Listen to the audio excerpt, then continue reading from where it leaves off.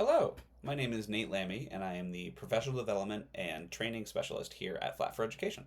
Today, I'm going to show you how to use Flat for Education to sync with your classrooms.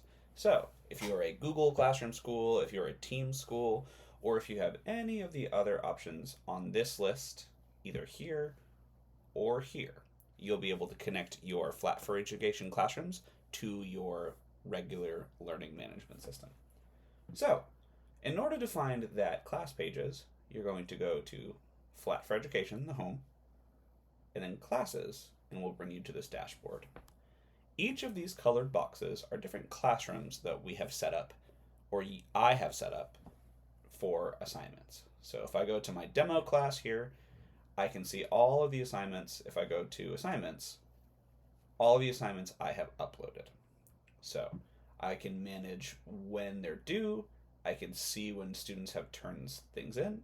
I can also check on comments and see my students' graded work. All from the dashboard here in Flat for Education.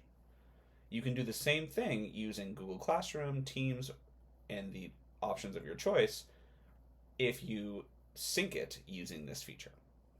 So, to sync it to a new class, go to Create a New Class, and you can either use Microsoft Teams or Google to get the classes.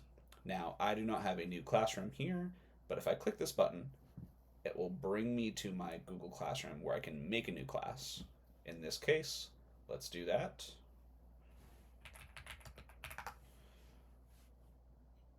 And once this loads, I can go back to Flat for Education,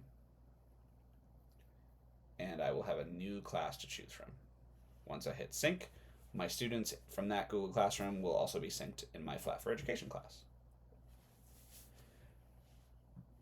Thank you so much for watching our video. We hope you enjoy the next one.